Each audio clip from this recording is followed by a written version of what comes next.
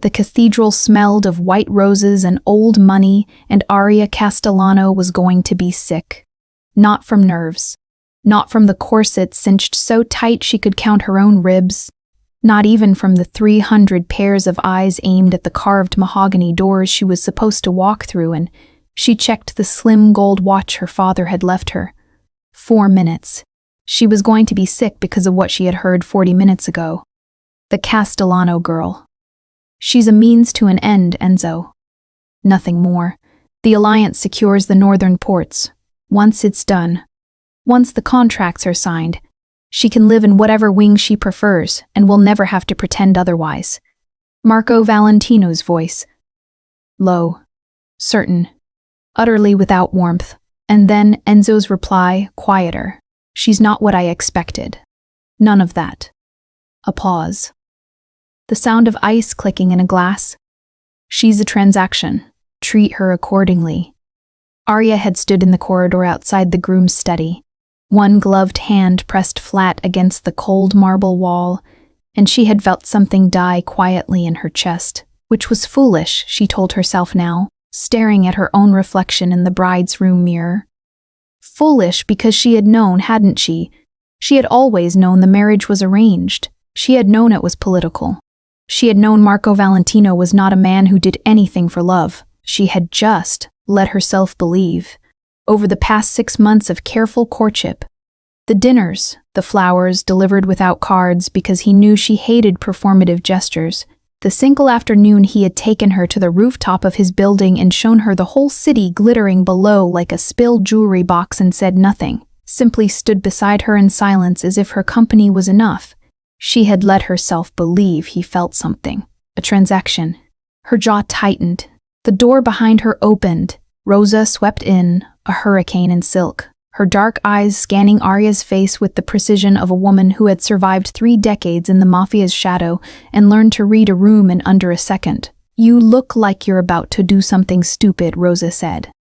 I look like a bride, Arya said pleasantly. Same thing. Rosa straightened a curl that didn't need straightening. Whatever is happening in that head of yours, stop it. Marco Valentino is the most powerful Don in the Midwest. He will protect you. That is what matters. I don't need protection. You need it whether you want it or not, Kara.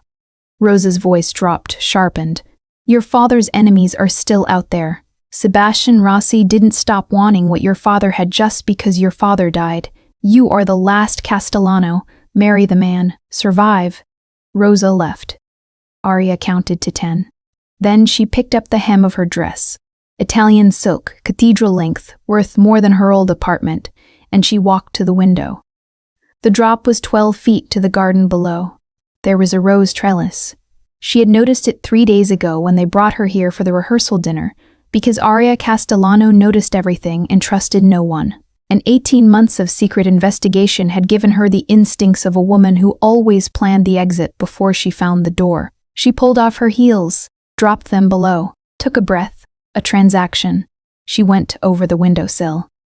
The landing was not graceful. The trellis held until the last 4 feet, then gave way with a crack that sent her stumbling backward into the rose bushes, white silk snagging on thorns, veil catching in the branches. She wrenched free, leaving a long tear in the skirt and approximately 3 square feet of veil behind. She didn't look back. The cathedral grounds backed onto Via Cardinale, a narrow street of bistros and boutiques still shuttered in the late morning quiet. She had a phone, a credit card she had kept secret from everyone including Rosa, and a storage unit 2 miles away that contained a go bag she had assembled in quiet, careful pieces over the past year. False ID. Cash. A laptop. Everything she needed to finish what she had started. She was 1 block from the cathedral when a hand closed around her arm. Not rough, not a grab, a grip, deliberate, controlled, immovable. The kind of grip that said, I have done this before without saying anything at all. Going somewhere, Principessa? The voice was dark velvet stretched over gravel, deep and quiet and utterly, devastatingly calm. She turned. Marco Valentino stood behind her on the empty street, still in his wedding suit, charcoal brioni, white shirt, tie the color of smoke, no guards behind him, no entourage, Just him, 6'2", and built like a man who had never needed armor. Dark hair slightly disordered as if he had walked here fast. Eyes the color of deep water in the shadow of his brow. Those eyes were doing something she couldn't quite categorize. Not cold, not amused. Something else. Something that looked like controlled fury sitting directly on top of something rawer and more dangerous. "How?" she started. "I know my own house," he said. "I know every door, every window, every exit." His gaze moved over her, the torn dress, the scratched arms, the bare feet on the cobblestones, and something moved through that dark expression like a crack in stone. "I also know when someone is running." She lifted her chin. "Then you know I'm not going back." A muscle ticked in his jaw. "One. Queen. You're bleeding," he said. "Roses have thorns. Let go of my arm." He didn't let go of her arm. His eyes dropped to her left hand, the ring he had placed there at the rehearsal, a solitaire diamond flanked by rubies, old Valentino heirloom, his grandmother's setting, and something in his expression shifted seismically. "You're still wearing it," he said quietly.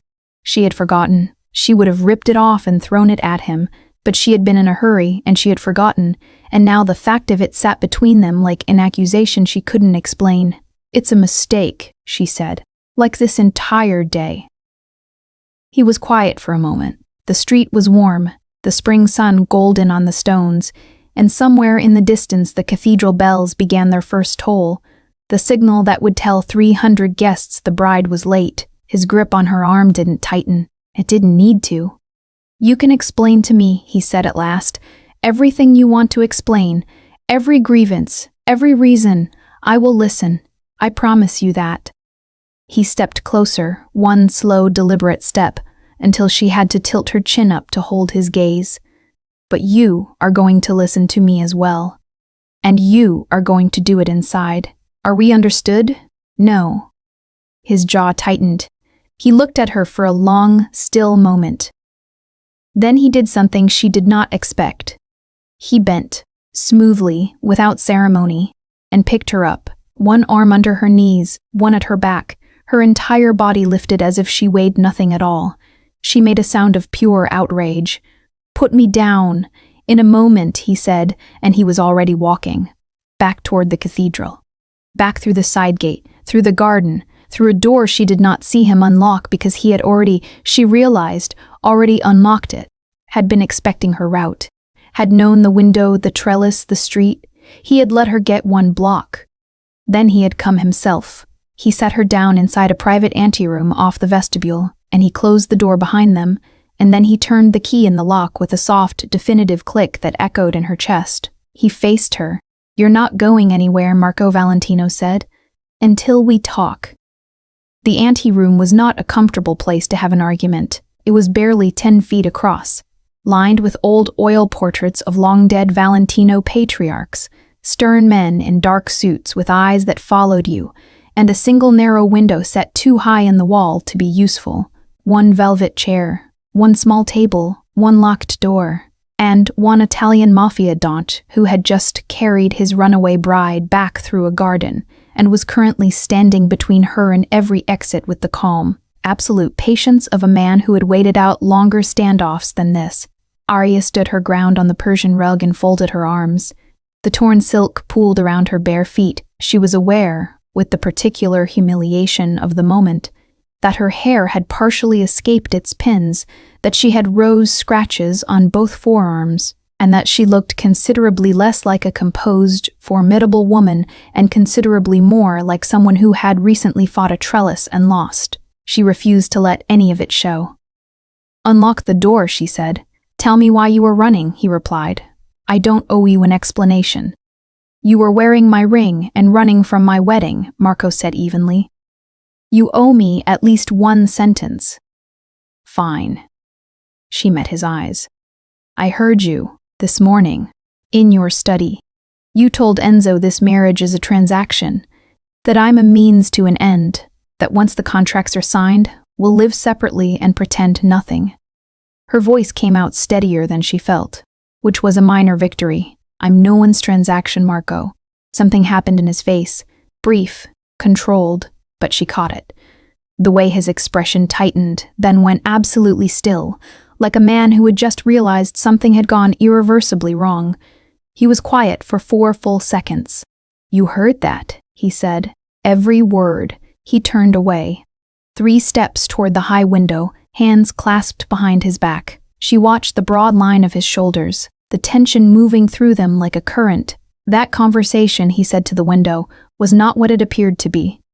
It was remarkably clear. It was a performance, he said. Deliberate misdirection. I had reason to believe someone in my household had been compromised. He turned back. If Rossi's people had heard me express any genuine investment in you, any real feeling, they would have used it. They would have come for you immediately. His jaw tightened.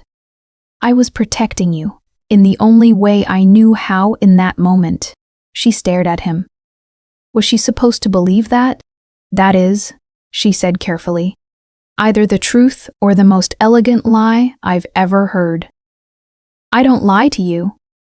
He said it without hesitation, without performance, with the flat certainty of a man stating a fact about gravity. I may withhold, I may redirect, but I don't lie to you, Arya. That is the one thing I will not do. Her name in his mouth. The way he said it, not Signorina Castellano, not Cara, not Principessa. The way he'd been using it, sardonically since the street. But Arya, like it was something he kept privately and only took out when no one was watching. She hated that it affected her. Even if I believed you, she said, which I haven't decided, you have still locked me in a room. I locked a door, he agreed, because I needed 60 seconds of your attention without you running toward the nearest window. I wasn't going to climb through a cathedral window. He gave her a look that said, plainly, that he was not confident of this. She almost laughed. She was furious with herself for almost laughing. If I take you back out there, he said, moving toward her now, slow and deliberate, stopping 2 feet away, close enough that she could smell him, cedar and something darker, the cold, clean scent of a man who wore control like a second suit. If I take you out and we stand before a priest and those people, I need you to do it, because you've chosen to, not because I dragged you. His eyes held hers. I won't force you to marry me, Arya, but I need you to understand what it means if you don't. What does it mean? It means you go home unprotected, with no alliance, no name, and nothing standing between you and the men who killed your father. His voice was quiet, factual. A blade wrapped in silk. Sebastian Rossi is in that room right now. He was invited because not inviting him would have been a declaration of war before I was ready to fight it. He is watching every move you make. He knows you are the last Castellano, and he knows what your father left behind. The silence that followed was heavy and cold. Arya uncrossed her arms. What do you know about what my father left behind? She said softly. Something sharpened in his eyes. More than you think. Less than I'd like. He tilted his head slightly. What do you know about it? She looked at him for a long moment. More than you think, she thought. More than almost anyone alive. I know enough, she said. He studied her, really studied her, the kind of attention that stripped away surfaces and looked for the architecture underneath. She had experienced it before, those dark, thorough eyes, and it had always made her feel simultaneously seen and exposed, which were not comfortable sensations. You're not going to tell me, he said. Not yet. Another pause, then, unexpectedly, the corner of his mouth moved. Not quite a smile, but the ghost of one. There and gone in under a second. Fair enough, he said. He reached into his breast pocket and produced the room key, holding it out to her flat on his palm. The door is open. You can walk out any time you choose, but I am asking you, Arya, which is not something I do often, to come back out there with me and finish what we started. She looked at the key. She looked at him. She thought about Sebastian Rossi, elegant and silver-haired and politely lethal, sitting in the front pew of that cathedral with his hands folded and his eyes calculating. She thought about the storage unit 2 miles away, the laptop, the dossier with 18 months of careful, dangerous evidence that she had assembled in secret because no one else was going to get justice for her father. evidence that she was this close to completing. She needed time. She needed proximity to the Valentino network. She needed the protection of the name. She told herself that was the reason. She picked up the key, she handed it back to him. "I want my own bedroom," she said. "My own key, complete access to the East Library, and you will not lie to me, not by omission, not by performance, not for any reason without telling me afterward." He took the key slowly, his fingers brushing hers, warm and deliberate, and held her gaze. "Agreed," he said. "And," she added, "you'll explain the conversation I overheard. Fully. Tonight." "Tonight," he agreed. She smoothed her torn skirt with both hands, squared her shoulders, and walked to the door. She paused with her hand on the frame. "One more thing," she said without turning. "The next time you feel the urge to carry me somewhere, ask first." His voice came from directly behind her, low and amused and warm in a way she hadn't heard from him before. "I'll consider it." She walked out. He followed. 300 guests watched them emerge and made the collective, relieved sound of people who would gossip about this for years. Rosa, from the second row, gave Arya the long, calculating look of a woman who had noticed the torn dress and the scratched arms and the slightly disordered hair, and was mentally compiling a list of questions. Arya faced the altar. Marco stood beside her. The priest began, and somewhere in the third pew, Sebastian Rossi's pale eyes tracked every movement Arya made. Patient and cold and deeply, dangerously interested. "I own you now," Marco murmured, barely a breath beside her ear, warm against her temple.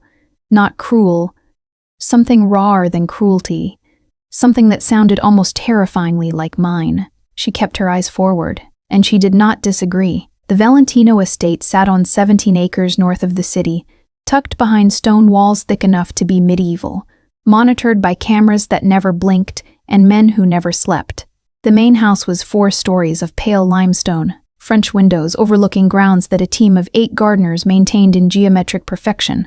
Inside, antiques, silk upholstery, original oil paintings, and the persistent, subliminal awareness that this was a fortress dressed as a home. Arya had been here once before, briefly, for a family dinner 2 months ago when the engagement was formalized. She had been seated at a long table between Marco's younger brother Gino and his aunt Carmilla, and Marco had spent most of the evening at the far end, speaking quietly with Enzo, and she had spent her time memorizing the exits and noting the placement of the security cameras and smiling at everything Carmilla said because Carmilla was a warm woman who had clearly loved someone, gentle once, and found herself inexplicably surrounded by wolves. Now she was here to stay.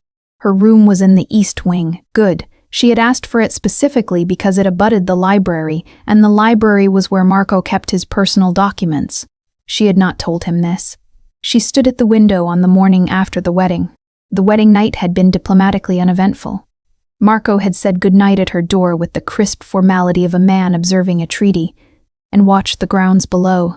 2 guards on the east wall, 1 at the garden gate, a rotation every 2 hours, which meant a gap of approximately 90 seconds between patrols on the north-facing path. Old habits, she thought dryly.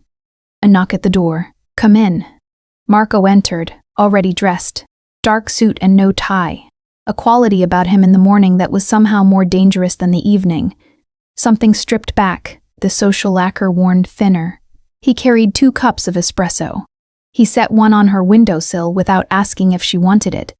She picked it up. It was made exactly as she took it, which she was choosing not to find significant. "How did you sleep?" he asked. "Adequately." She turned from the window. "You were going to explain the conversation I overheard." "I was." He took the chair by the fireplace without apparent ceremony and set his cup on the armrest. "Sit down, Arya." She sat on the edge of the bed facing him and waited. He was quiet for a moment, as if arranging something precisely in his head before releasing it. "Your father came to me 8 months before he died," he said. "Not publicly, at a private location alone. He told me he had discovered something, evidence of a significant operation being run by Sebastian Rossi. Rossi has been using the northern port routes that have been Castellano territory for 40 years, to move something that isn't drugs or weapons." He paused. "Something considerably worse. Human cargo." The room went very still. Arya's hands tightened around the espresso cup. Your father intended to go to the federal authorities, Marco continued. He believed Rossi had people inside the FBI's organized crime division, so he came to me first. He wanted to know if I would back him. His eyes met hers steadily. I said yes. He never told me any of this, she said quietly. He was protecting you. Marco's voice was even. He died 6 weeks later. The official cause was cardiac arrest. A beat. His cook had been on Rossi's payroll for 4 months. Arya set the espresso cup down very carefully on the nightstand. Her father had been murdered. She had known this. She had known it with the bone-deep certainty of a daughter who had sat with her father's body and seen the look on his face. Not the soft surrender of a natural death, but something else, something clenched and wrong. She had known, and she had spent 18 months making sure she could prove it. You knew, she said. I suspected. He watched her carefully. You knew too. I've known for 16 months, she said. I've been gathering evidence. The silence stretched between them. Long.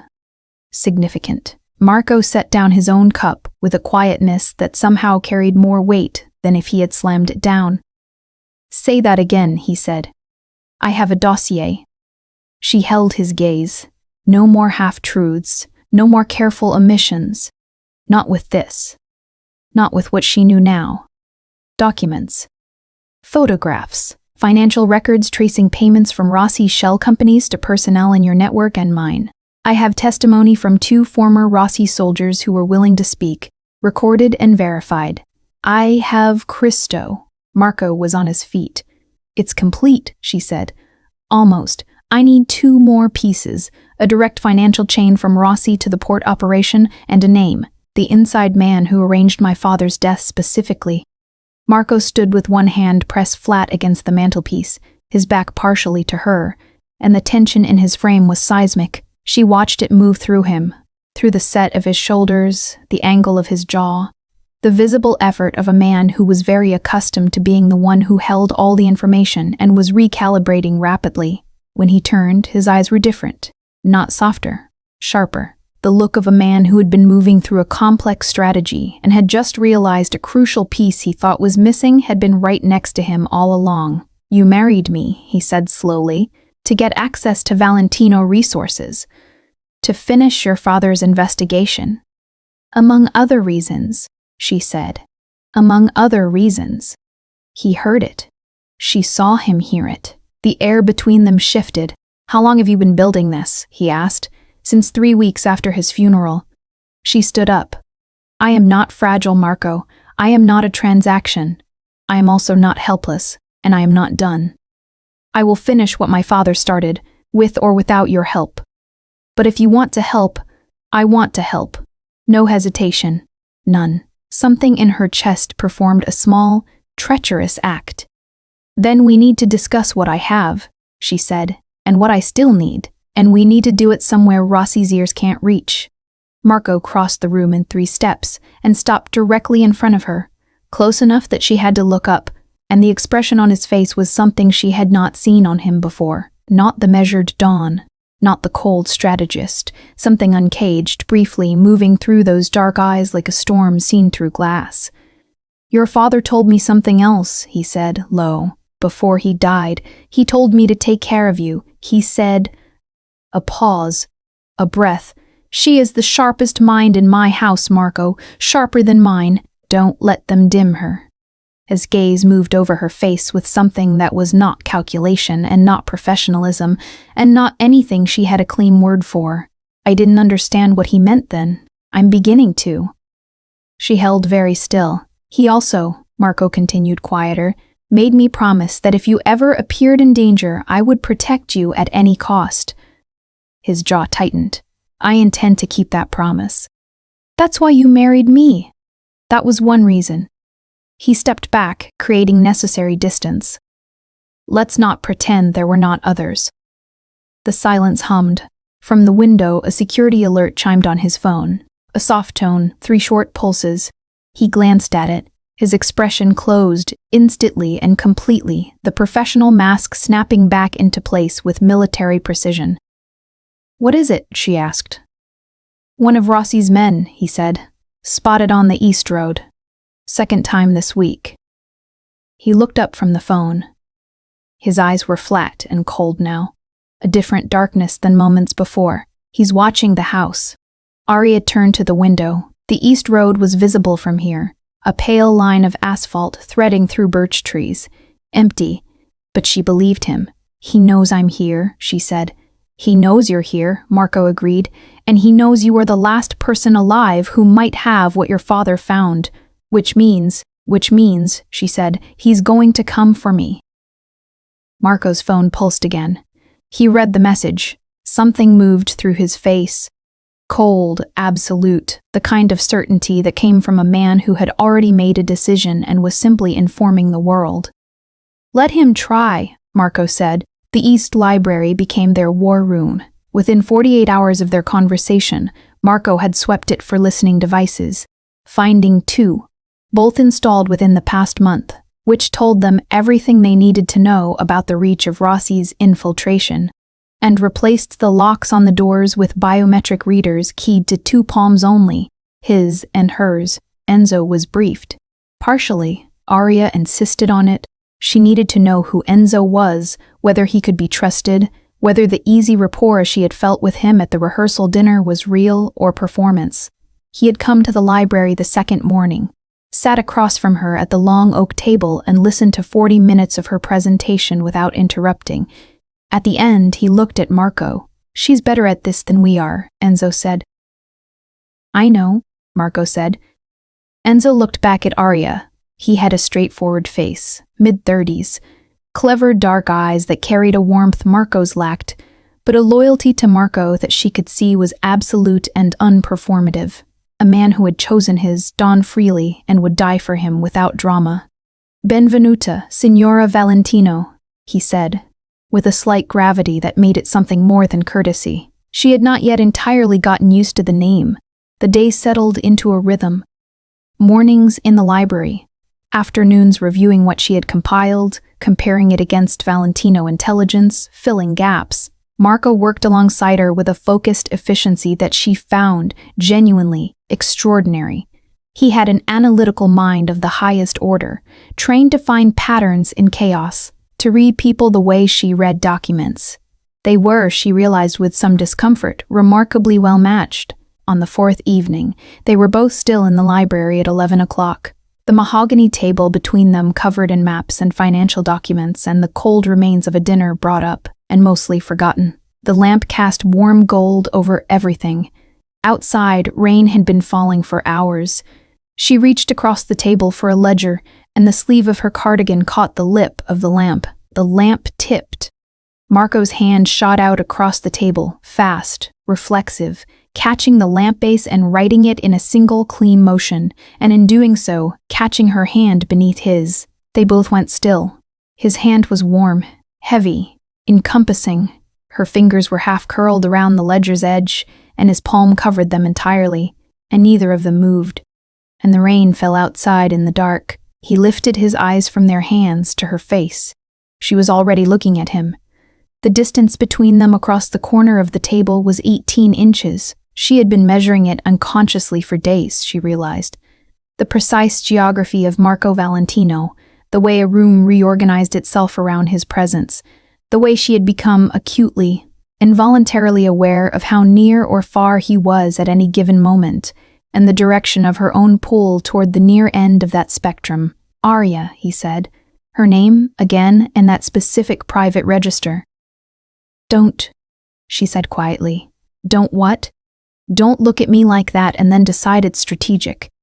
Something shifted in his expression, broke open, briefly, painfully, and he turned her hand over beneath his. Slowly, his thumb tracing the line of her pulse at her wrist with a touch so careful it felt more dangerous than anything rough could have. "Come here," he said.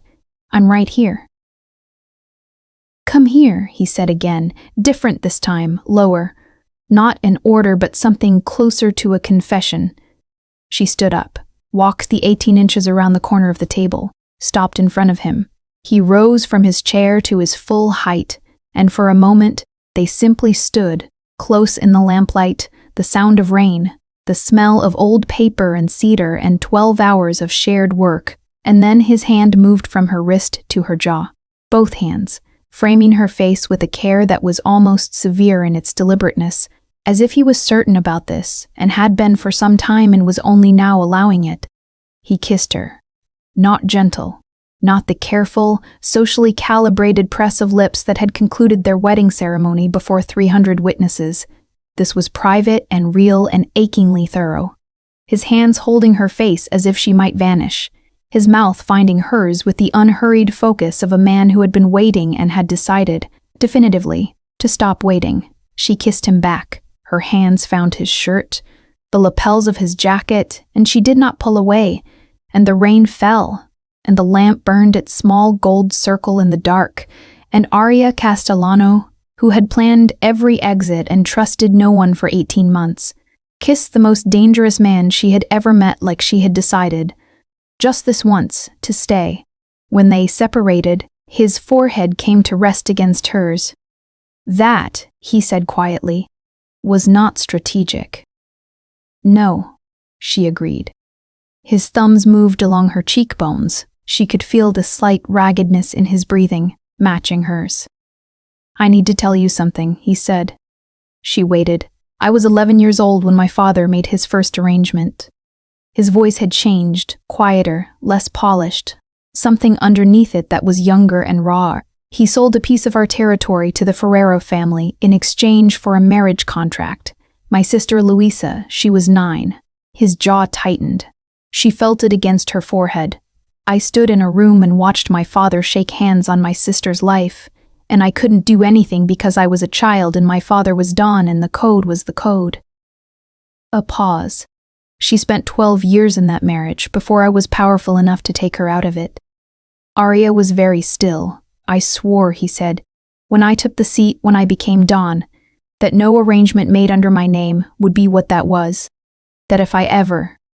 He stopped, breathed, that the only marriages that happened in my name would be ones where both people chose, freely. His eyes found hers, close in the lamplight. I told you the truth when I said I wasn't forcing you. I meant it. You locked the door, she said softly. The corner of his mouth moved. To talk, you carried me back through a garden. You had no shoes and the cobblestones. He stopped. Fine, I carried you. But I put you down and I handed you the key. She looked at him, at the man beneath the dawn, the boy who had stood helpless while his sister's life was traded, who had built an empire, partly so he would never be helpless again, who had made a promise to a dying man about a sharp-minded daughter and who had, apparently, been keeping it in ways she hadn't known to see. He didn't lie to me, she thought.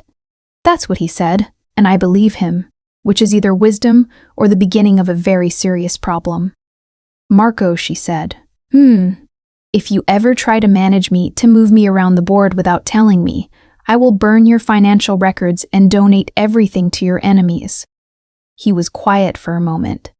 I believe you, he said. Good. He kissed her again, briefer this time, warmer, his hand smoothing down to her shoulders and holding her there.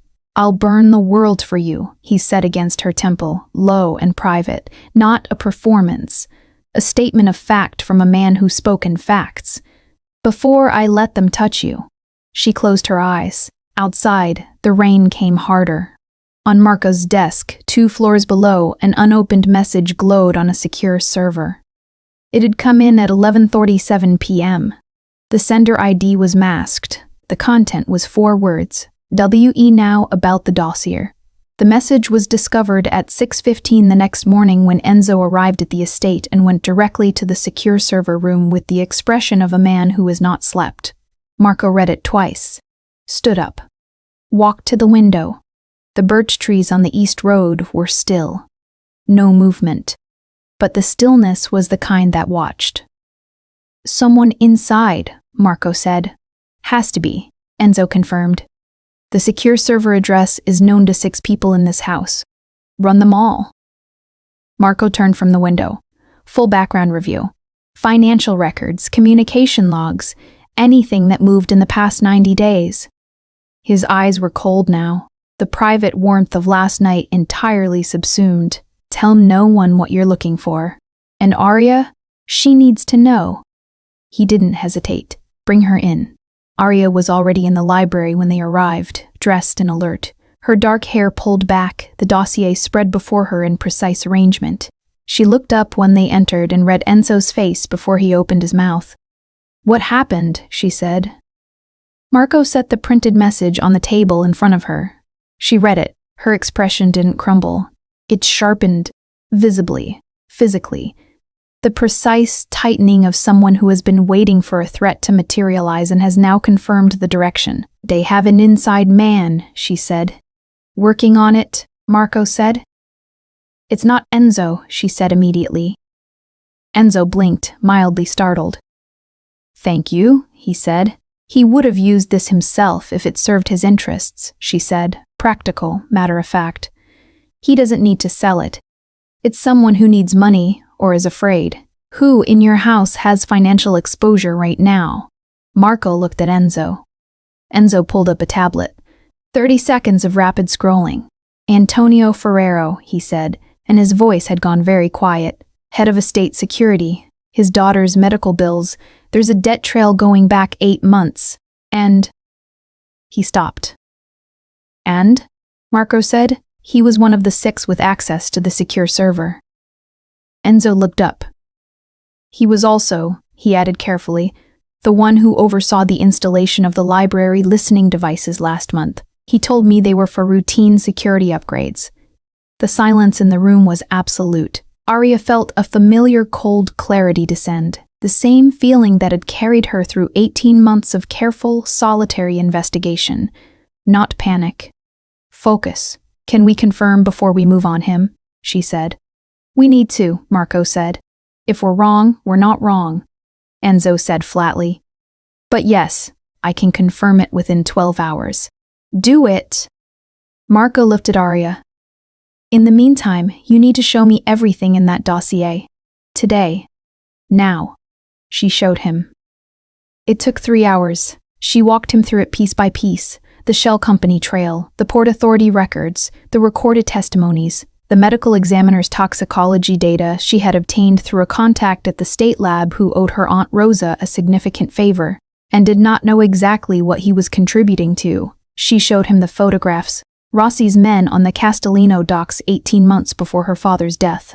She showed him the payment records from 2 of those men to a private pharmacy that had never dispensed the medications listed. She showed him the gap. The final piece she didn't have, the chain connecting Rossi's payment to the specific order for her father's death. When she finished, Marco was standing with both hands flat on the table, staring at the arranged documents, and the look on his face was not what she had expected. Not professional assessment. Something more personal than that. Something older. "He trusted me," Marco said. "Your father. He came to me with this and I told him I would help him, and then he died 6 weeks later and He stopped. His jaw worked. "I failed him." "You didn't know," Arya said quietly. "I should have moved faster." His voice was rough at the edges in a way she had not heard from him. "I should have, Marco."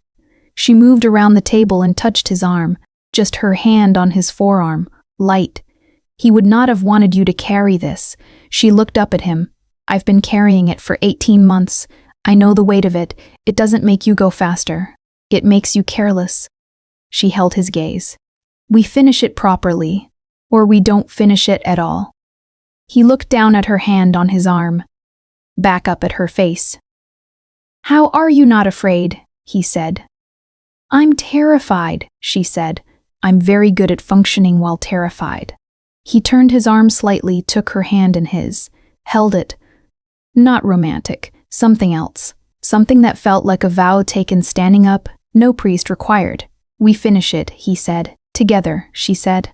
They stood like that for a moment, hands clasped over the spread evidence of her father's murder, and something settled between them. Cemented, real, the kind of bond that doesn't come from rings or ceremonies but from shared purpose and chosen trust. Enzo came back at 3 in the afternoon. He confirmed Antonio Ferrero. He had found a second encrypted phone, 17 contacts with Rossi's known associates. a record of payments going back to the same month the library devices were installed, and a message sent 4 days ago, the day of the wedding, containing one piece of information. The bride has the evidence. Marco read it and said nothing. He walked to the window. He stood there for 30 seconds. When he turned back, his eyes were not cold. They were something past cold, the absolute zero of a man who has been betrayed by someone inside his walls and has decided, with complete and irreversible clarity, what comes next. "Enzo," he said. "Already on it," Enzo said. Gino arrived at the estate an hour later, Marco's younger brother, 26, with his brother's dark coloring and significantly less of his discipline, but fiercely loyal in the uncomplicated way of someone who hadn't been forced to grow up too fast. He took one look at Arya, who was standing in the entrance hall with her sleeves rolled up and her hair escaping its pins, and her expression, that of someone managing a logistical crisis with methodical calm, and said to Marco, "I like her." "I know," Marco said. "She's staying? She's my wife, Gino." "I know, but—" He tilted his head. "Is she staying?" Marco glanced at Arya. Something passed through his expression that was not public and not professional, and made Gino grin like he had received a gift. At 6 that evening, they brought Antonio Ferrero to a room in the lower level. Arya was not present for what happened there. She sat in the library and listened to the house around her, and thought about her father, and thought about 18 months of solitary purpose, and thought about the man 2 floors below her who had promised her honesty and meant it. When Marco returned 40 minutes later, he was not disheveled. He was not visibly affected. He sat down across from her, poured 2 glasses of wine from the decanter on the library table, and set one in front of her. "He gave us Rossi's direct communication channel," he said, "a name inside the Port Authority. And—" he paused. "The name of the man Rossi used to arrange your father's death." Her hands were completely steady. "Who?" she said. He told her. It was a name she had suspected but could not prove. One of her father's own counsel. A man who had wept at the funeral. She looked at her wineglass. Breathed. "Then we have it," she said. "The last piece? We have it." He looked at her steadily across the table. "You've given me everything I need to end Rossi. The full chain. The evidence. The contacts." His voice was low and deliberate. "This is your work, Arya. What he did to your father. I want you to know what happens next I do with your hand in it, not for you. With you." She picked up her wineglass. He picked up his. "Then let's end him," she said. The glasses touched. A blood oath in wine. Outside, the night was coming in fast. And somewhere in the city, Sebastian Rossi was being told that the Valentino bride had not run. That she was, in fact, still there. He was smiling, they would later learn. He thought that was good news. He had not yet understood what she was. The ambush happened on a Thursday. Marco had a meeting at the Valentino shipping offices downtown. Routine, necessary. The kind of in-person meeting that couldn't be handled remotely. He brought 6 men. Standard security detail. The route was varied that morning. 2 alternates prepared, the way it always was. Arya had not been scheduled to attend. She came anyway. Not impulsively. Nothing Arya Castellano did was impulsive. She had reviewed the intelligence they had gathered on Rossi's movements, and she had seen a pattern that Marco had not yet been briefed on. Rossi had been moving assets out of the northern warehouse district for 72 hours. That kind of pre-movement had a specific signature in the financial trail. It meant preparation for action. It meant something was happening soon. She had tried to reach Marco by phone. He had been in transit, the signal interrupted. She had called Enzo, who confirmed he was already aware and was sending additional support. She had made a decision. She was dressed in black slacks and a dark jacket, and she arrived at the shipping office building 3 minutes before Marco's convoy, having taken a different route. With one of the estate's secondary drivers and a handgun she had been licensed to carry since age 23, which was one of several facts about Arya Castellano that most people, Marco included, did not yet know. She was crossing the parking structure when she heard it. 3 shots. Suppressed, Small, flat cracks against concrete. Then shouting. She ran.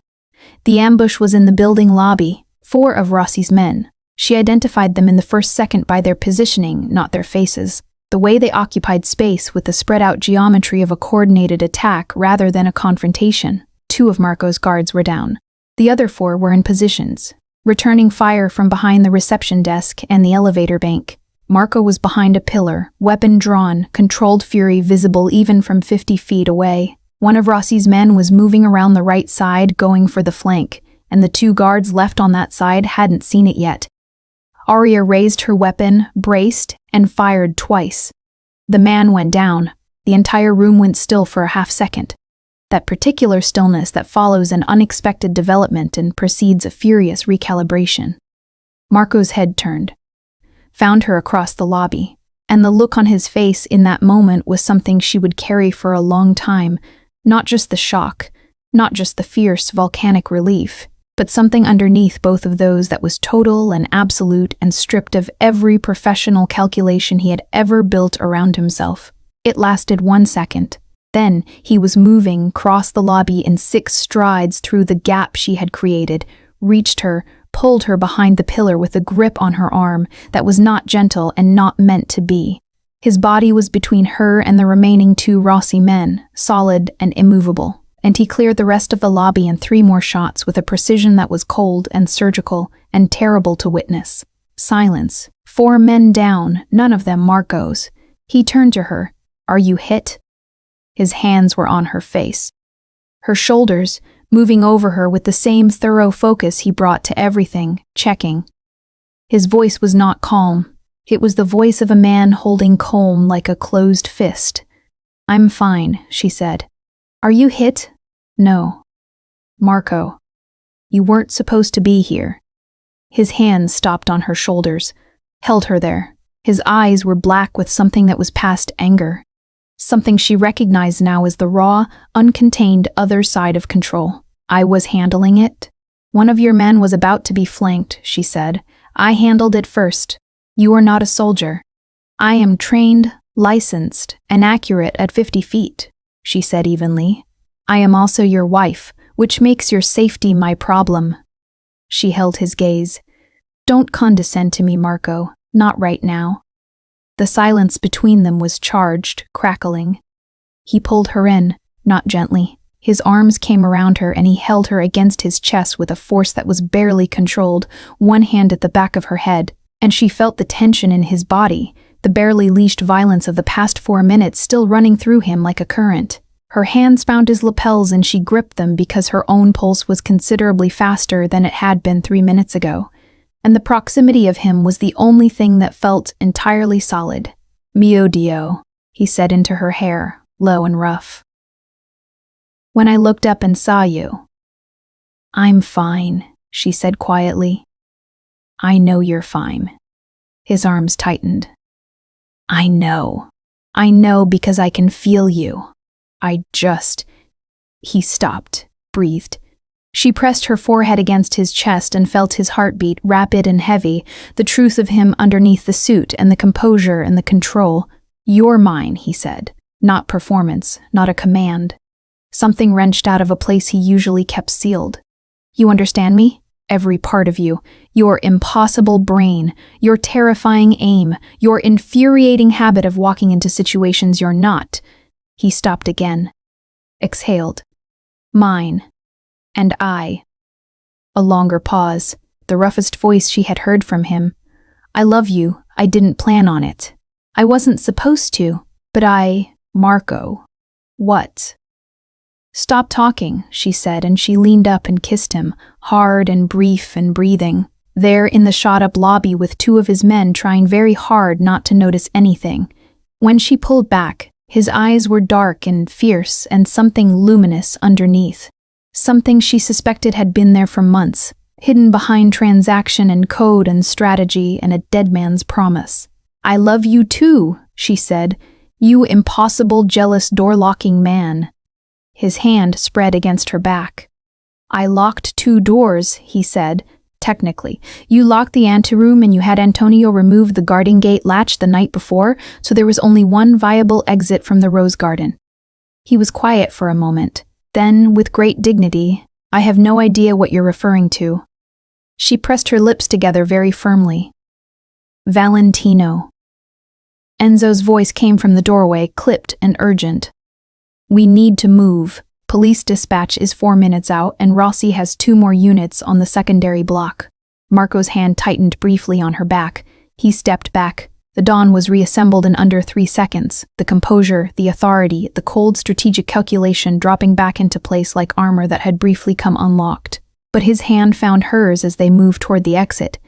He didn't let go until they were in the car. And even then, his thumb kept moving. A small, barely perceptible motion on the inside of her wrist. The pulse point, as if needing to confirm it. Over and over. Still here. Still here. Still here. Enzo reported from the front seat. Rossi is moving the timeline up. We had it wrong. He's not waiting for us to act. He's coming to us. Marco's thumb went still. When? He said.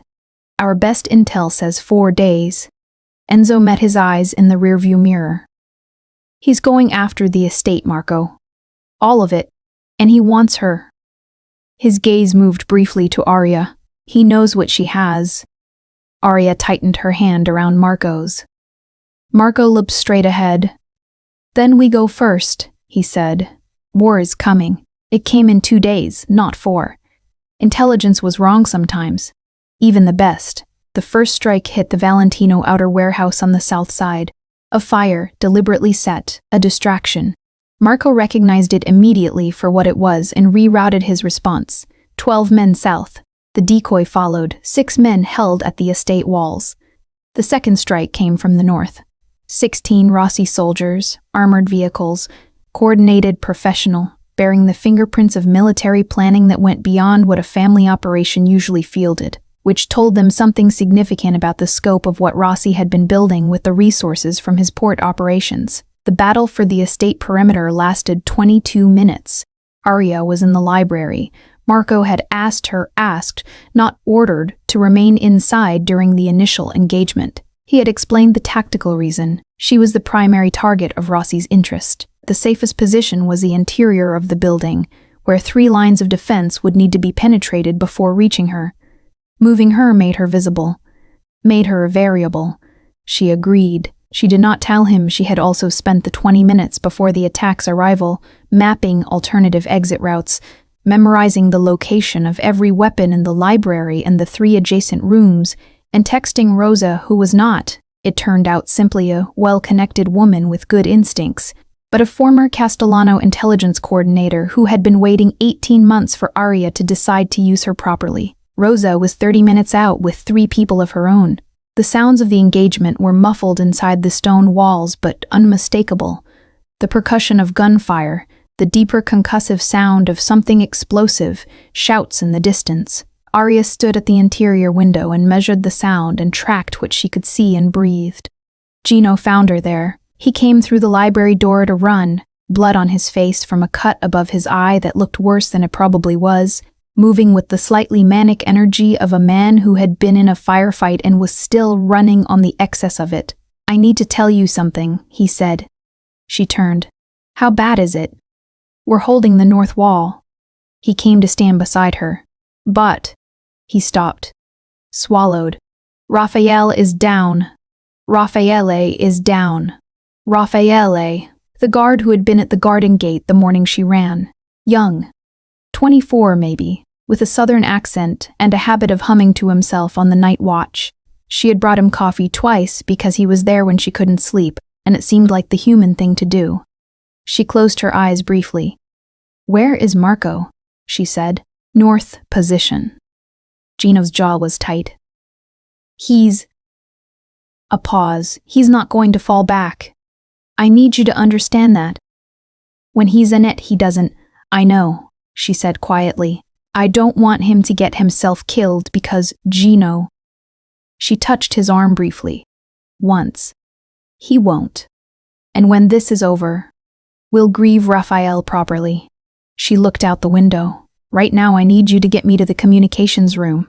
Marco said. Rossi has 18 men deployed tonight, she said. I have information about 6 of their secondary positions that Marco's field commanders don't have yet.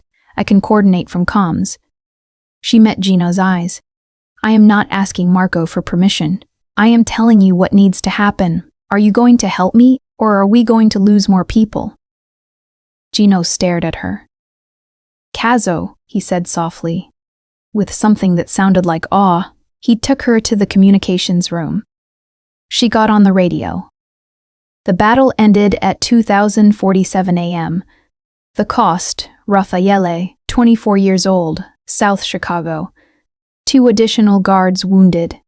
One of Rosa's people, a man named Carmine, who had taken a shot to the shoulder that had damaged the joint permanently but not killed him, which was the specific kind of miracle that made you feel both grateful and guilty. Rossi's force retreated when their eastern flank collapsed. A flanking coordination Aria had directed from the communications room, using intelligence from her dossier that told her exactly which secondary position they'd fall back to and exactly why it would be untenable if they couldn't hold it. She was still in the communications room when Marco found her. He stood in the doorway. He was disheveled in a way she had not seen before. Jacket gone, shirt dark, a cut along his jaw, blood that wasn't his on his hands. He looked at her. He looked at the radio equipment, the tactical map, the notes she had been working from. He looked back at her face. She waited for the argument. It didn't come. He crossed the room, sat in the chair beside her, and put his head in his hands. She reached over and put her hand on the back of his neck, lightly, the way you touch someone who is very tired in the way that goes past the body. Raffaella, he said. I know, she said quietly. They sat like that for a moment. Your flanking call, he said into his hands. That was what turned it. My intel. Your people executed it. He lifted his head. His eyes were exhausted and shadowed, and behind the exhaustion was something burning and raw. They took out our eastern communication tower, he said. Before I could get back inside, I knew you were in here, but I couldn't. His jaw locked. I couldn't reach you for 40 minutes. I was fine. I know you were fine. He looked at her, and there was a fury in it now, but not aimed at her, aimed inward, at himself, at the situation, at the man whose name was at the center of all of it. Rossi is done waiting. He's accelerating. He thinks pressure will flush out what he wants. He's right, she said. The dossier, the testimony, the full chain. It's all been copied to a secure server off-network and to 2 attorneys with instructions to release everything to federal authorities if either of us becomes unreachable for 48 hours. She held his gaze. He has nothing to gain by coming for me again, only everything to lose. Marco stared at her. When did you? 2 days ago, she said. The night after the lobby ambush. She paused. I should have told you sooner. You should have. He stopped. Started again, very controlled. Yes, you should have. We discussed these things. Together. Agreed? Agreed. She held his gaze steadily. I'm telling you now, he breathed. Rossi will figure it out, he said. When he does, he won't come at the estate again. He'll want to. He stopped. His expression changed. He grabbed his phone. 3 calls in rapid succession. 2 no answers. 3rd, Enzo breathless. Enzo, the South Gate, is it? A pause. Enzo's voice and the quality of it. The specific, terrible, controlled flatness of someone delivering news they don't want to carry. Marco's face drained of color. He stood up. She's been taken, he said. Not Aria. Rosa. Aria stood up from her chair slowly. Rossi has Rosa, Marco said, looking at her. They took her 30 minutes ago from her car on the south route. He stopped. He wants the dossier, Aria said. In person. He wants me to come to him. Obviously, he can't have that. Obviously, she agreed. Her voice was entirely steady. Her hands were entirely steady. Inside, something very cold was running through her chest. Not fear exactly, but to the specific anguish of a woman who had just learned that the last person she loved without qualification or strategy was in the hands of the man who had killed her father. Marco was watching her face. "I'll get her back," he said. "We will get her back," she said. "Arya, Marco." She looked at him. "I am not waiting here. I am not a variable to be managed. I am the weapon you have that Rossi does not know how to defend against, because he still thinks I'm the helpless bride who tried to run." She held his gaze. Let him keep thinking that. A long pause. He looked at her for a long time in the quiet of the communications room. "We go together," he said. "My way. My planning. You follow my lead in the field, on tactics only." He held up one finger before she could speak. "On intelligence and information you lead. We don't separate, under any circumstances." She nodded once. "Give me an hour," he said, "to plan this correctly." She gave him the hour. What they didn't know, what they couldn't know yet, was that Rossi had been watching the estate's communication signals during the battle. That Antonio Ferrero, before his elimination, had given Rossi more than they realized, had given him not just the news of the dossier, had given him the location of the secondary server. Rossi was already moving on it, and he had left a message routed through an anonymous channel that arrived on Marco's phone at 4 a.m. while they were in the planning room. "Come alone. The bride, specifically. By dawn. Or the old woman dies and the server burns." As Sir Marco read it, he set the phone face down on the table. He looked at the wall. "One of us might die tonight," he said. His voice was the voice of a man who had already decided the answer to that. The plan was not for Arya to go alone. Let that be stated clearly, because what happened next was not what Marco planned, and was not what Arya intended, and was the result of a specific chain of events that neither of them could have predicted with the intelligence available at the time, though Arya would spend the following weeks intermittently furious with herself for not predicting it anyway. The chain was this: at 4:37 a.m., while Marco and Enzo were in the planning room finalizing the assault approach on Rossi's Riverside warehouse, the location confirmed by 3 independent pieces of intelligence, Arya went to East Library to retrieve her copy of the final dossier chapter, the one piece still in physical rather than digital form, the original financial document, handwritten, bearing her father's own notations in the margin. She had not told Marco it's still physical. Another omission. Another thing she would account for. She found the library unlocked. She should have stopped. She should have backed out and called Marco. She knew this even in the moment, felt the wrongness of it, the specific cold alertness that was her body's intelligence system registering threat before her mind caught up. She went in anyway because the document was 2 steps inside and Rose's life was on a clock, and she was, at her core, a woman who moved toward the problem rather than away. There were 2 men inside. She got one. The second got her. Not a hit, not a bullet, but a tranquilizer, which was worse in some ways because it gave her 30 seconds of full consciousness while her legs gave way and her weapon fell from her hand and she couldn't stop either. She thought as the floor came up, Marco was going to be absolutely impossible about this. Then she thought nothing. When she woke, she was in a white room. Not the cinematic dungeon, an industrial space. Clean, bare. The kind of temporary installation that had been set up by someone who understood the operational requirements and didn't intend to be here long. Concrete walls, metal chair, wrists secured behind her back with zip ties, ankles secured to the chair legs, a single high window admitting pale gray pre-dawn light. Across the room on a second chair was Rosa, unbound, unhurt as far as Arya could see, sitting with her hands folded in her lap and her expression that of a woman who was deeply, personally offended by her surroundings, but had not yet given anyone the satisfaction of showing fear. Their eyes met. Rosa said, "You should have texted me sooner." "I know," Arya said. "Are you hurt?" "My pride." Rosa straightened. "He wants the document. He's been asking politely for 20 minutes, which tells me he is not as certain as he pretends to be." She tilted her head. "I told him the document was encrypted. He didn't believe me. I told him the encryption key was stored in my memory and I would die with it. He found that somewhat more plausible." Arya looked around the room. Assessed. The zip ties were standard commercial grade. She had 30 minutes before her hands went numb, after which fine motor control would be compromised. The chair was bolted to the floor. The door was on her left side, one guard visible through the small window in the door. "Did you see how many outside?" she asked Rosa. "6 when they brought me in." Rosa's dark eyes moved. 3 hours ago. They've had people coming and going. She paused. "He's here, Arya. Rossi himself." "I know." Arya flexed her wrists slowly, testing the ties.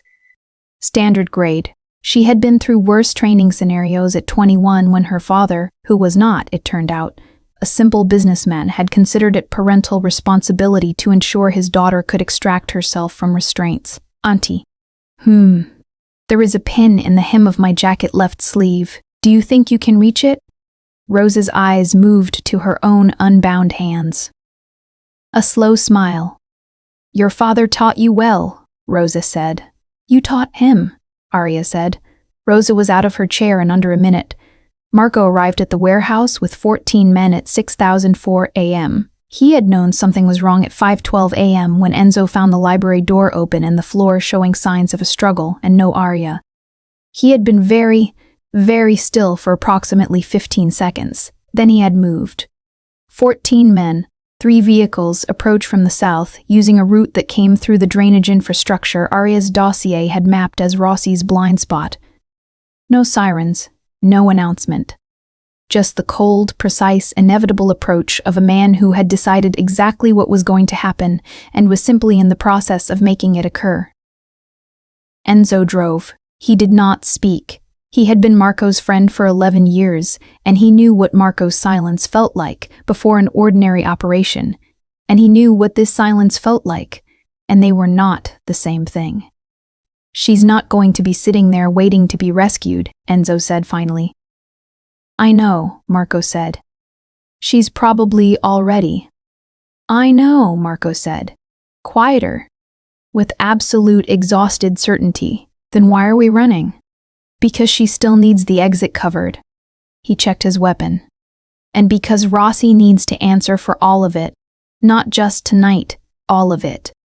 At 6:11 a.m., while Marco's convoy was approaching the south drainage entrance, the sound of gunfire erupted from inside the warehouse.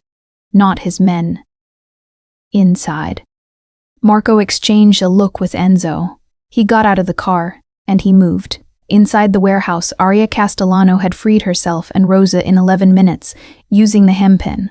One broken chair leg used to lever the anchor bolts, and a fire evacuation map she had clocked on the interior wall behind the guard's position. She had 3 Rossi men between her and the exit. She had a fire extinguisher in Rosa, who it turned out moved with the quiet, economical efficiency of a woman who had spent 30 years in the background of a mafia household and knew exactly what to do with the extinguisher. She had subdued 2 of them. The third had a weapon leveled at her when the warehouse door came off its hinges. Marco came through first.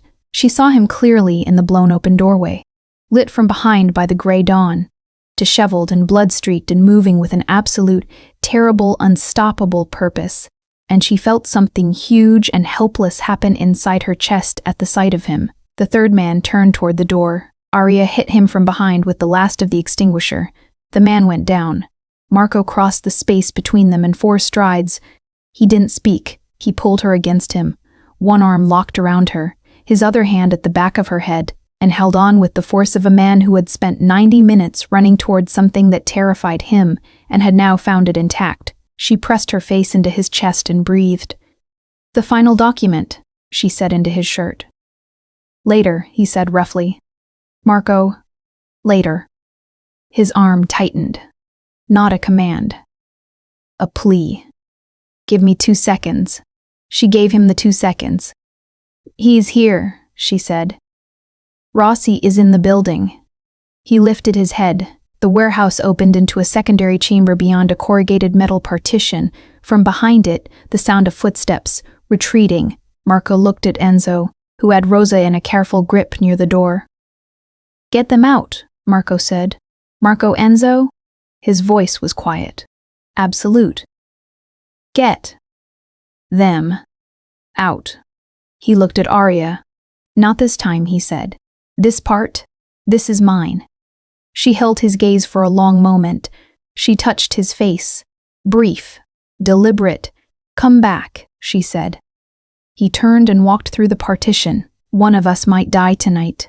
She pressed her back against the wall and listened, weapon raised, and she prayed, which she had not done since her father died, and found it surprisingly easy. Sebastian Rossi had silver hair, a Milanese suit that cost more than most cars, and the polished, unhurried manner of a man who had always considered himself beyond consequences. He was standing in the chamber's center when Marco came through the partition.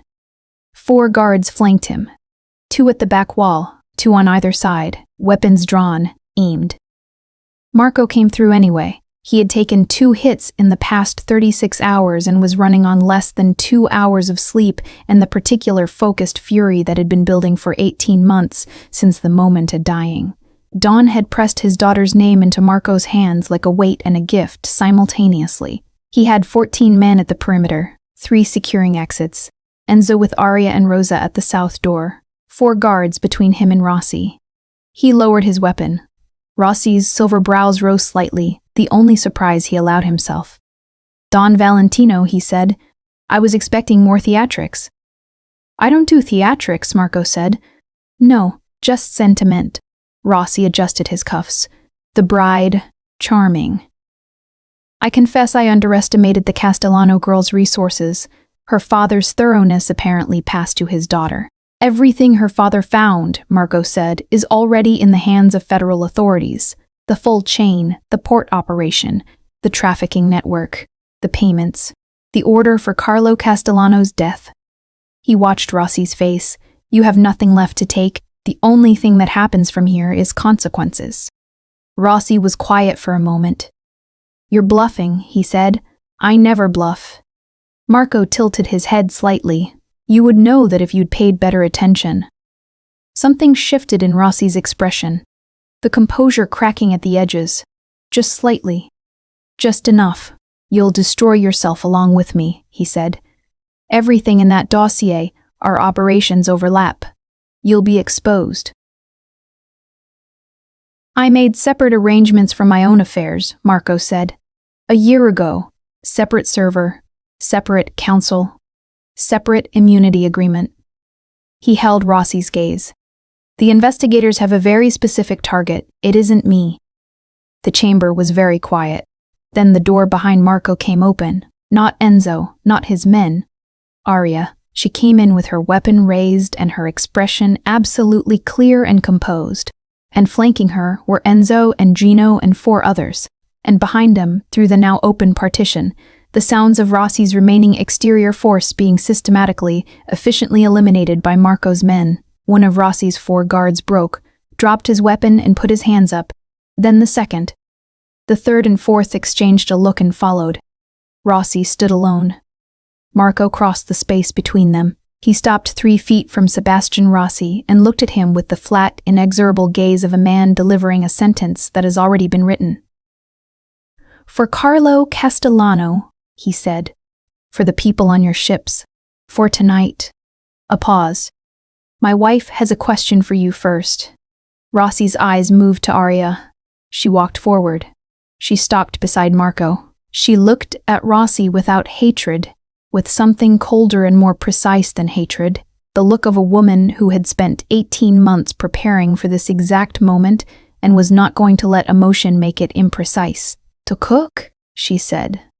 Lorenzo Amato, you gave him the order directly.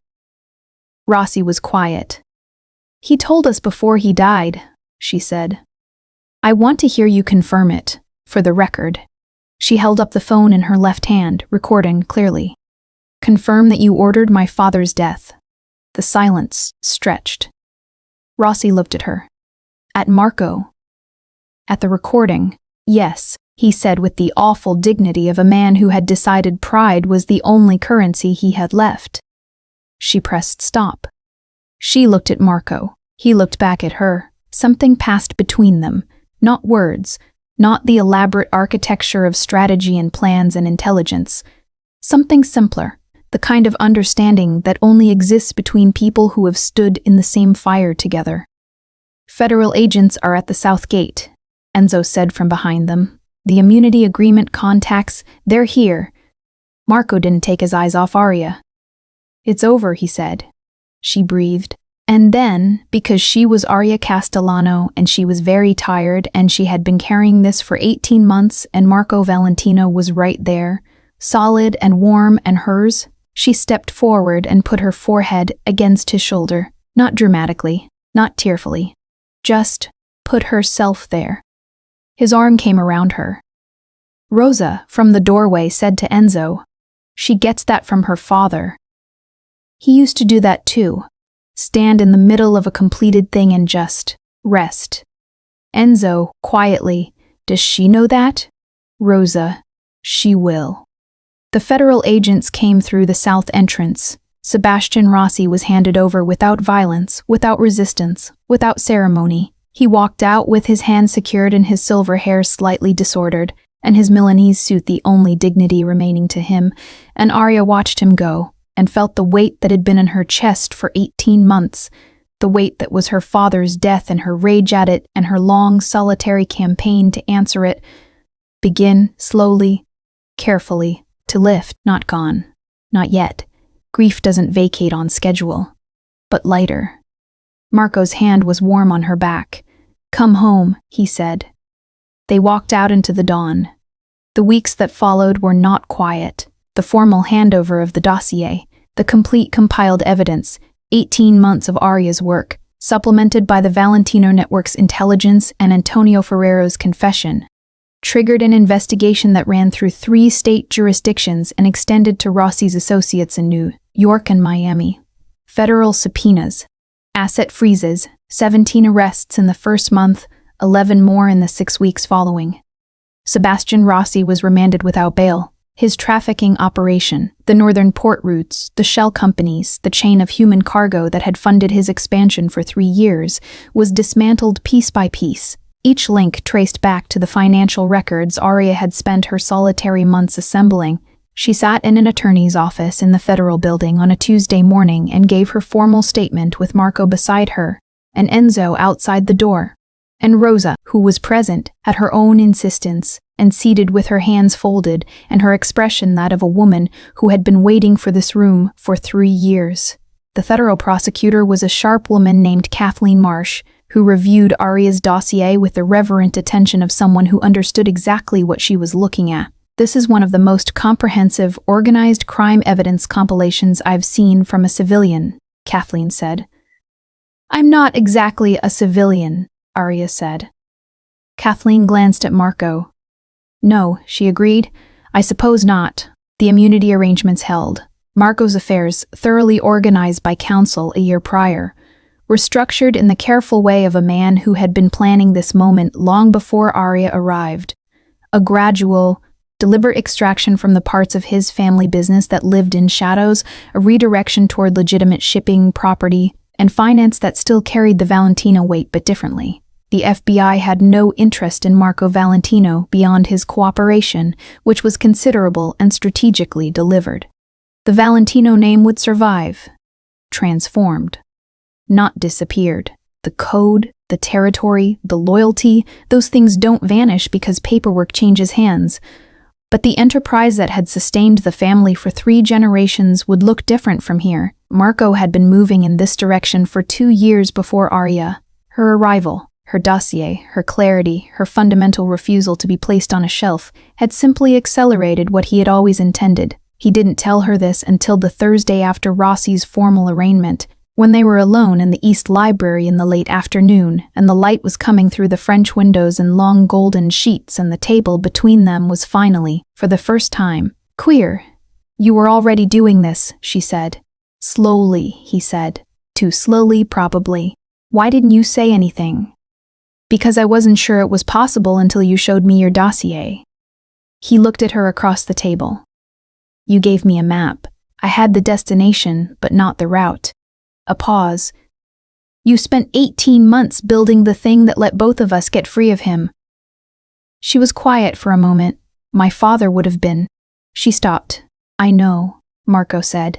He would have lectured you for 40 minutes about operational security and then shaken your hand and told you he always knew the Valentinos were worth something.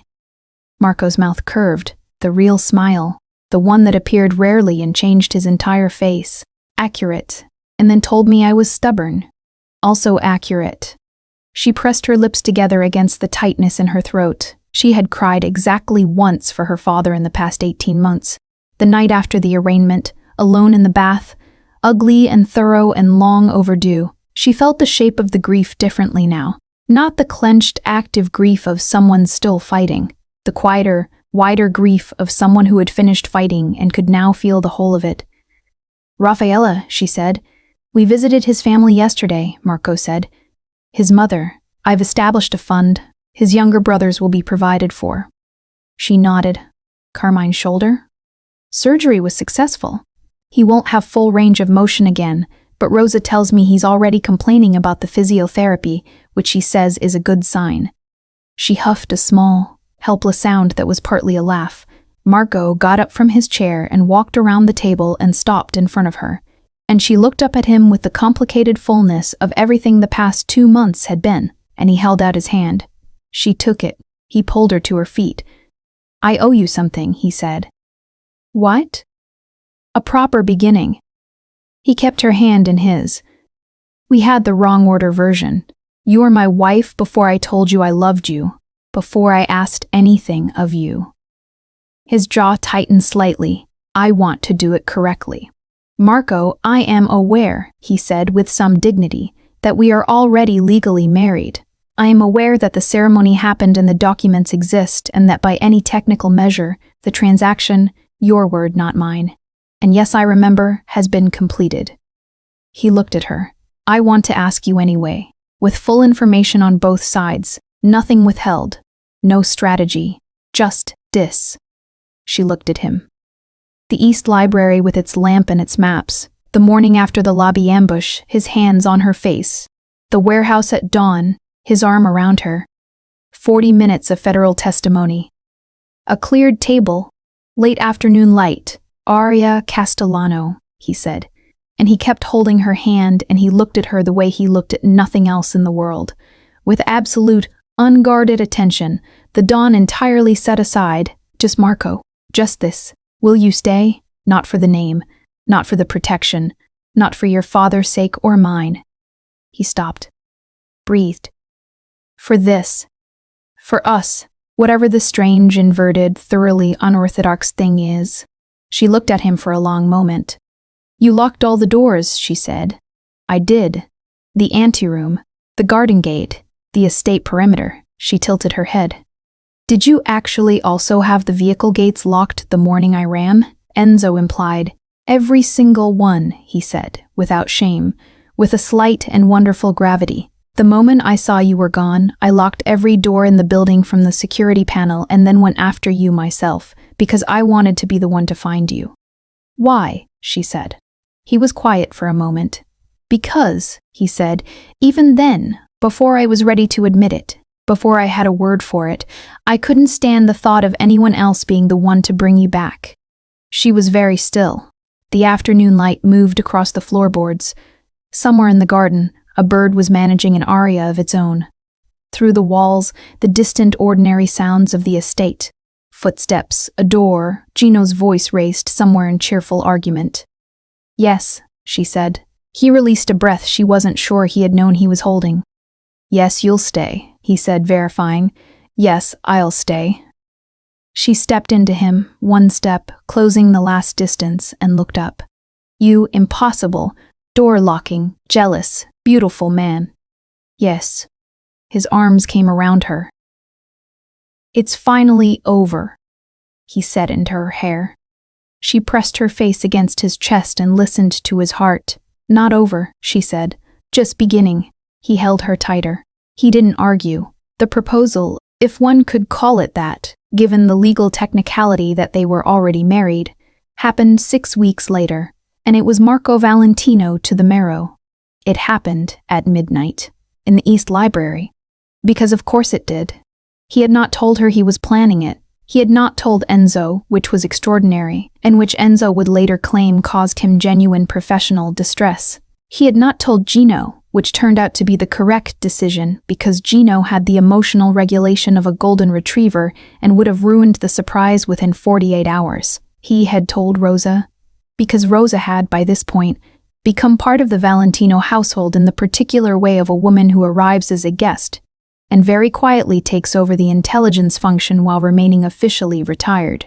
And because Marco Valentino was, underneath everything, a man who understood the importance of family approval, and Rosa was the last family Arya had. Rosa had looked at him across the kitchen table and said, "You waited long enough. I wanted to do it properly. She's not a woman who needs a ring." "I know." He looked at his hands. "This isn't about the ring." Rosa had studied him for a moment, with the specific penetrating attention she shared with her niece. And then she'd nodded once and gotten up and said, "The Castellano ring is in my blue bag, third drawer of the guest room armoire.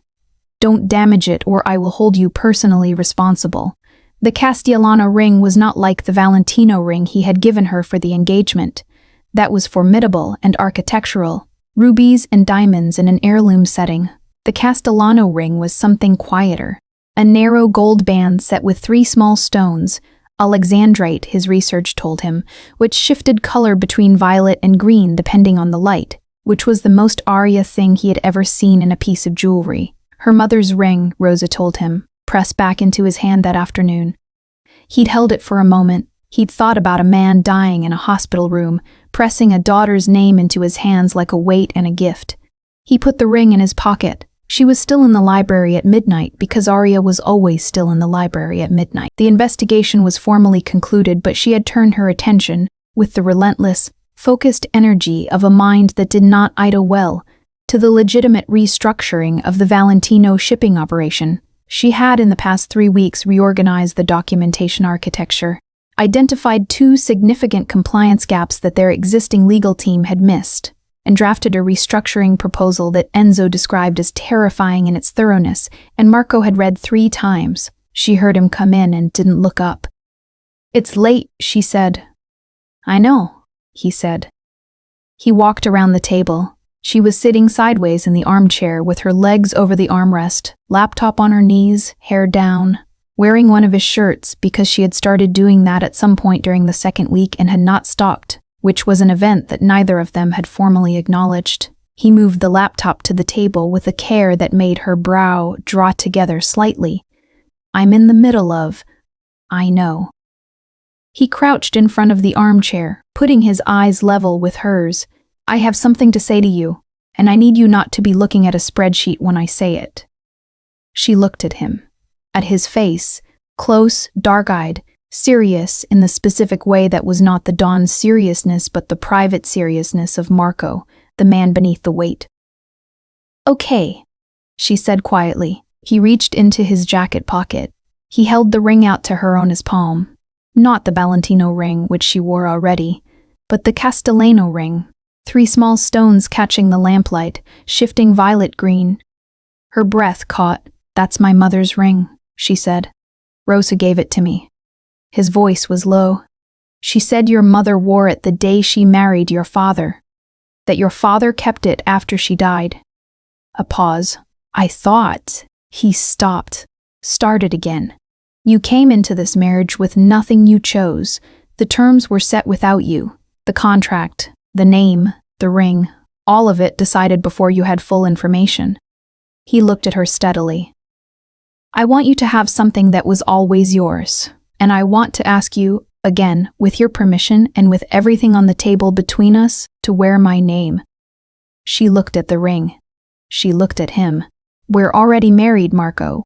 I know. This is technically redundant. Completely," he agreed. "You are a man who locked every door in a building because your bride ran, and you are now proposing to the wife you already have in the middle of the night in a library." That is an accurate summary. In front of no witnesses. Gino offered. He paused. I declined.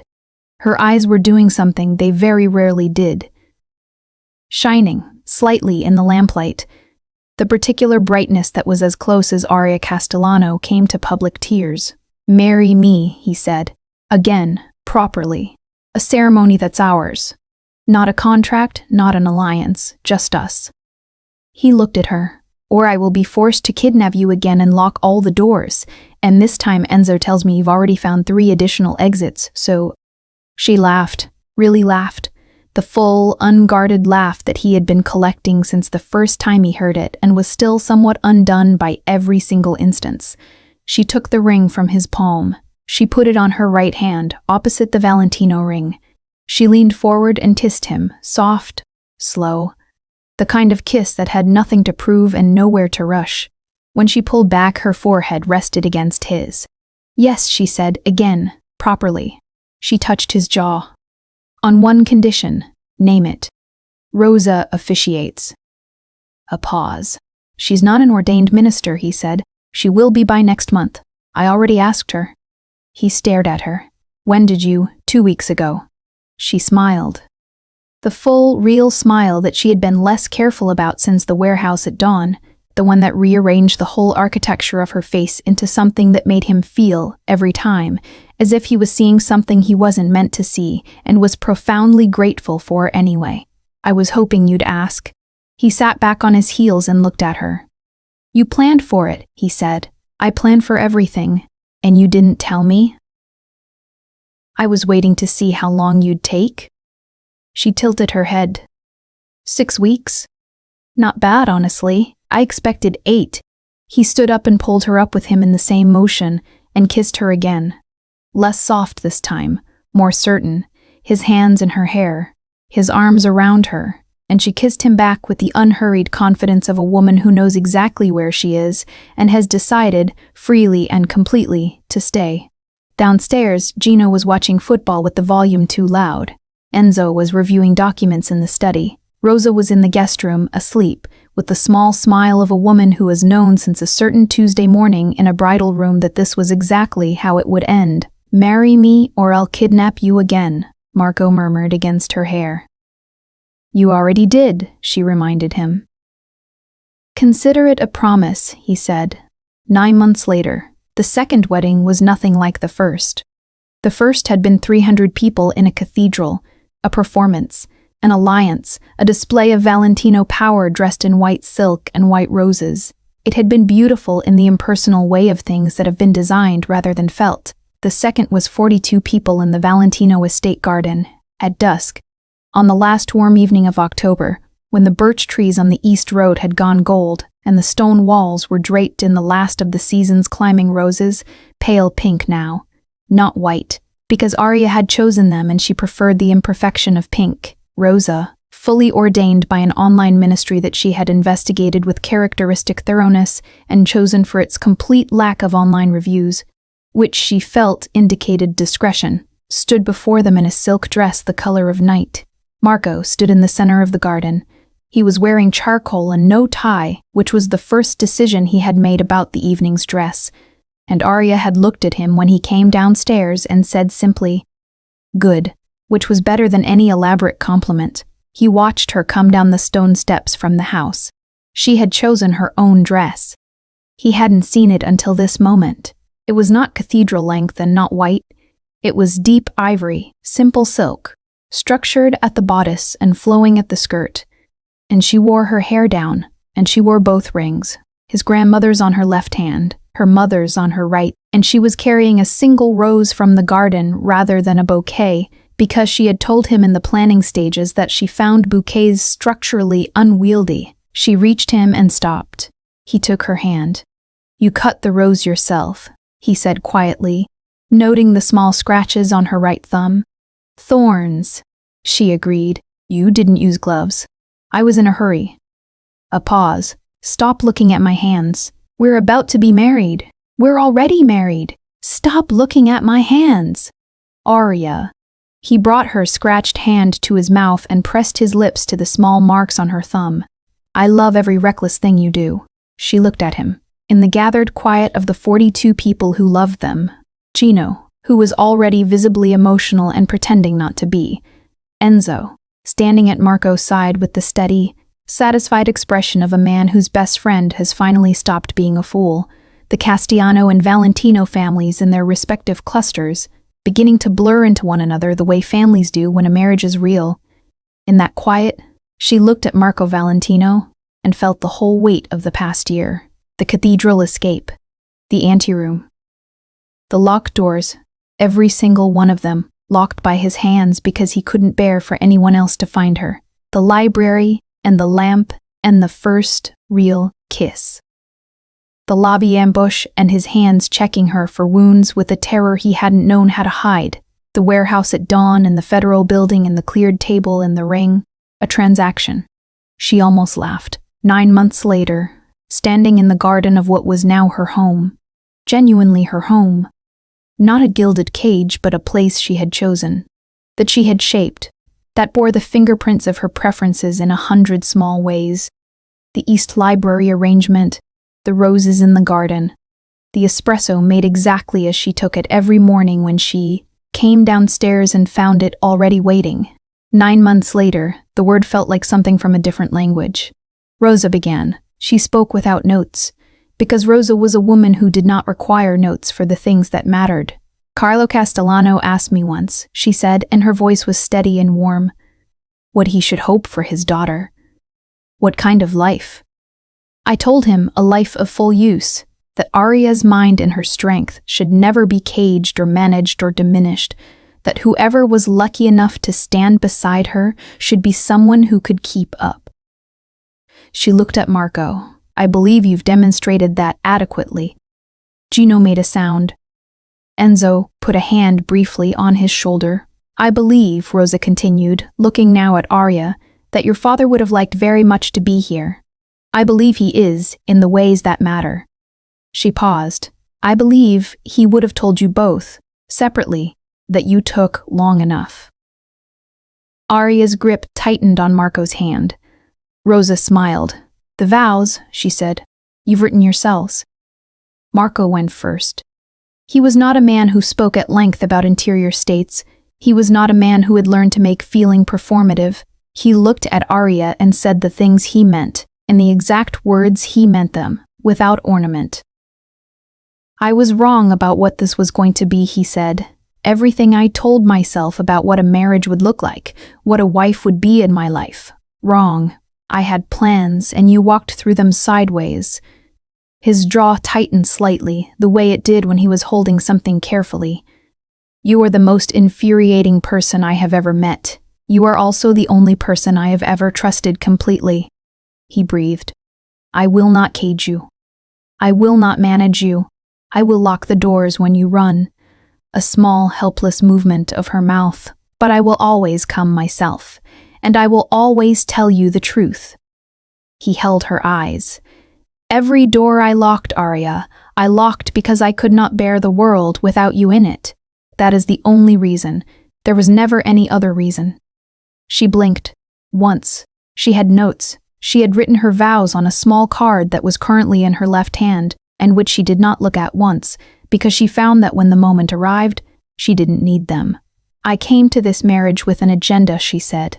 I'm not apologizing for that. You would have done the same, and you know it. A faint, rueful curve of his mouth. I came with evidence and a plan, and 18 months of determined, solitary certainty that I didn't need anyone. She looked at him. I was wrong about the last part. Not about the evidence, not about the plan, but about needing anyone. She paused. You are the only person I have ever met who made me feel, not safer, exactly, more completely like myself, as if being known by you made me more rather than less. She looked at the rings on both hands, her mother's, his grandmother's. I choose you. I have chosen you.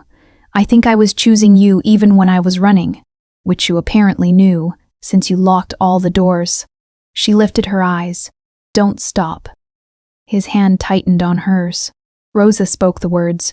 They spoke theirs back. When the ceremony was over, when Rosa had pronounced them married with the crisp satisfaction of a woman completing the long-running project, Gino applauded with the full-body enthusiasm of a man who had been holding it in since the first vow, and Enzo said finalmente quietly into the evening air, and Rosa sat down and looked at the rose garden and said nothing and everything. Marco tilted his wife's face up. The first time I kissed you, he said, was in this room. The library, she said, which is inside. Close enough. He leaned in. No running this time. No running, she agreed. He kissed her.